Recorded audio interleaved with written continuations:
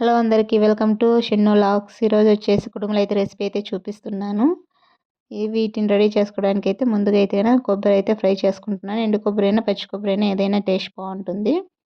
ఇంకొచ్చేసి ఒక బౌల్లో వచ్చేసి వాటర్ అయితే పెట్టుకున్నాను. అవి లైట్ కొద్దిగా అయితే బియ్యపిండి అయితే వేసుకోవాలి ఫస్టే. అది బాగా మరిగిన తర్వాత మీకు ఎంత కావాలో అంత బియ్యపిండి అయితే వేసుకోవాలి. అలానే ఎక్కువ గట్టిగా ఉండకూడదు, ఎక్కువ మెత్తగా అయితే ఉండకూడదు. మీడియంలో అయితే రావాలి, ముద్ద చేతికి అంటుకోకుండా. ఇలా అయితే కొద్ది కొద్దిగా చూసుకొని అయితే వేసుకోవాలి పిండి. మనం రాగి సంగటి చేస్తాం కదా, అలాగా కొద్దిగా అయితే టైం పడుతుంది. సంగటిలాగా అయిపోవాలి కదా. ఇందులోకి అయితే స్టఫింగ్ కూడా రెడీ చేసుకోవాలి.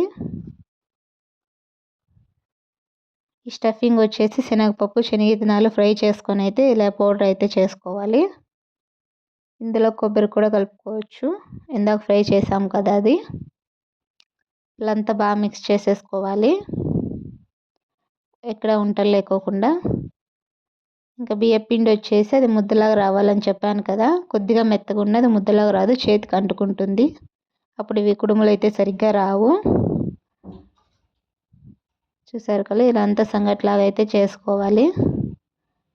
ఇవి చేయడం చాలా ఈజీగా అనిపిస్తుంది, కాకపోతే చేయడం చాలా కష్టం. ఇలా స్టఫింగ్ పెట్టేసి కజ్జికాయలాగా ఒత్తేసుకోవడమే. కొద్దిగా వేడిగా ఉన్నప్పుడే, చల్లగా అయినా కూడా సరిగ్గా రాదు. చూసారు కదా ఎలా చేయాలనేసి. టేస్ట్ అయితే చాలా బాగుంటుంది, ఒకసారి ట్రై చేసి చూడండి. తెలియని వాళ్ళైతే ఇందులో కాంబినేషన్గా బెల్లం పాకం అయితే చేశాను. చాలా సింపుల్గా అయిపోయాయి కదా. ఈ వీడియో నచ్చితే లైక్ చేయండి, షేర్ చేయండి, కామెంట్ చేయండి. Thanks for watching.